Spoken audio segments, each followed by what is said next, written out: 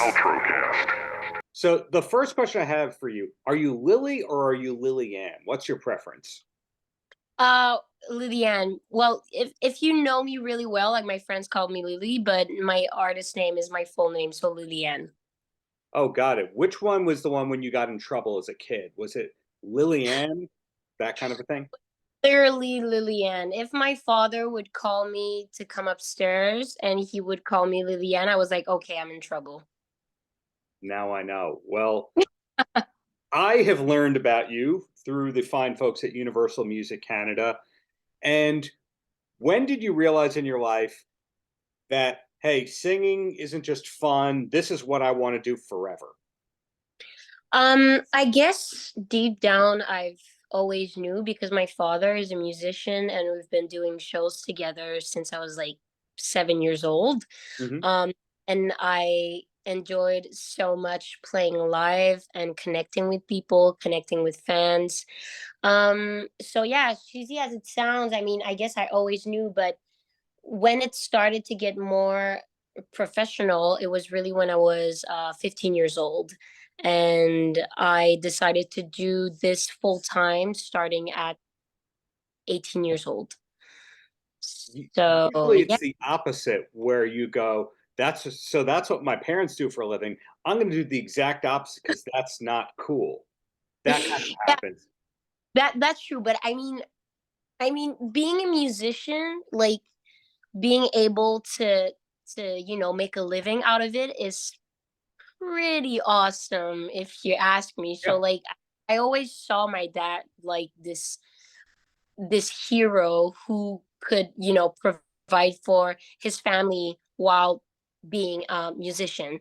And I was just like, wow, he must be so proud to say to people like, hey, what I do for a living is my passion. And I was like, I want to do that too. Did he start you off with piano lessons? Actually, yeah. Well, not just him, my mom also. I started piano lessons when I was 5 years old. So, and I didn't want to practice. I remember I was just like, I just want to, mess around with the notes and like the keyboard and stuff. But like, in life, you got to practice if you want some results. So I, you know, got to learn that pretty quickly in my life. Yeah. When you write these days, Mhm. some people write on the keyboard, others on the guitar, other people hear in their head, other people have their home studio laptop thing and don't play an instrument and can still come up with incredible beats. What's your usual approach? Because I know that sometimes you co-write with great people like Eric. Yes, yes, Eric. Well, I've read a couple of liner notes in my day.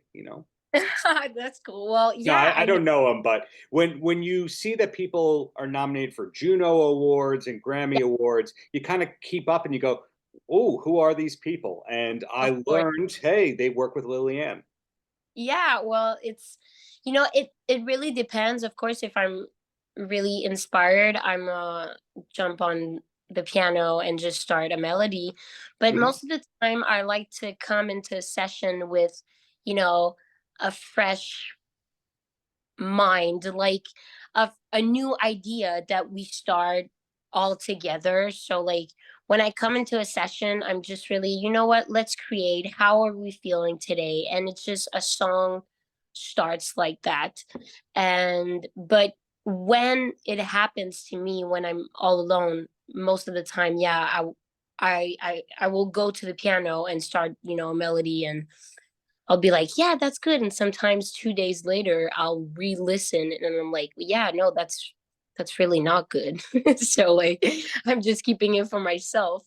But yeah, just the creativity when you're surrounded with other artists, co-writers, producers, I feel Mhm. like the song that you're creating is just so much Yeah. better. An interview that I taped earlier today with songwriters who have stuff on TV and movies that you've probably heard.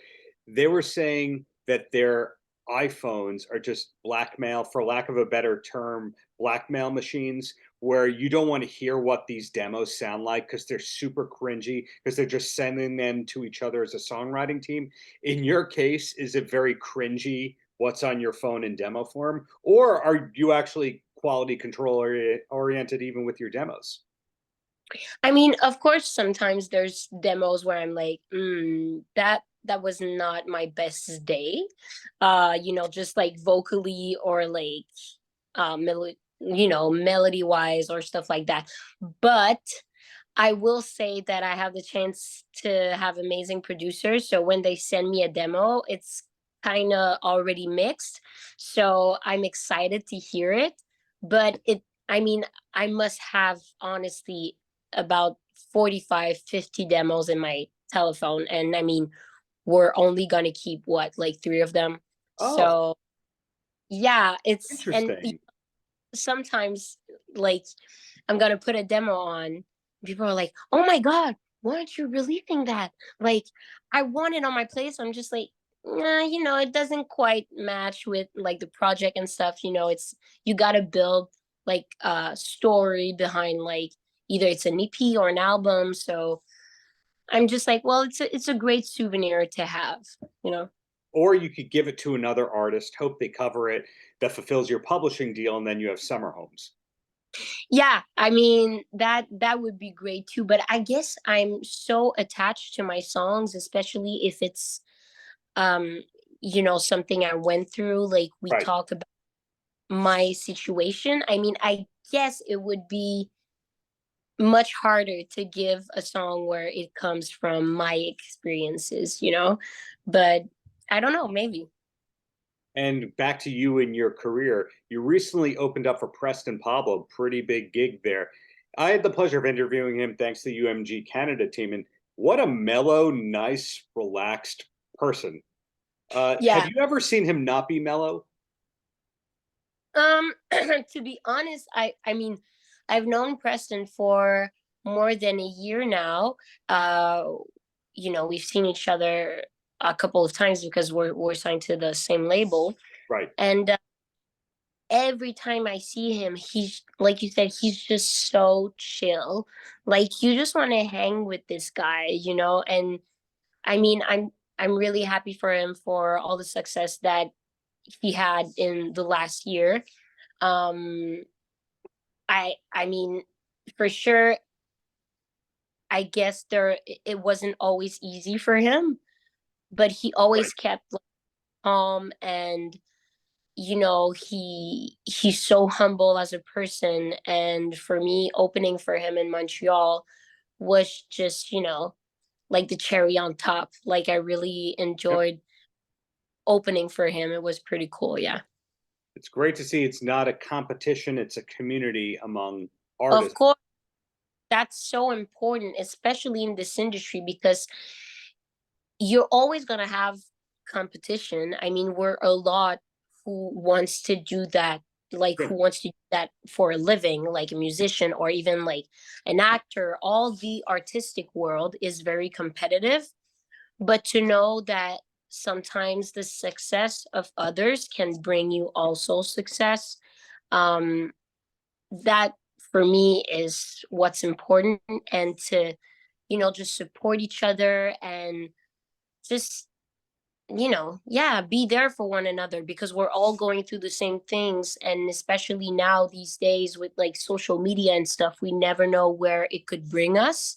Right. So we have to be there for one another. Well, Lili-Ann, thank you so much for your time. Really looking forward to the next single. Glad to hear 2024 also has touring planned ahead and all that. So congratulations on the meantime. Enjoy the quiet while you can, at this point, right? Yeah, I mean, I will enjoy it for sure, because I want this to be big. We're all very invested in this. Totally. And when you've won 8 Junos, hopefully I can still talk to you in that near future. But till then, have a great No, rest of the day. no problem. I'll give you some time. Thank you for taking the time to meet me today. Paltrocast.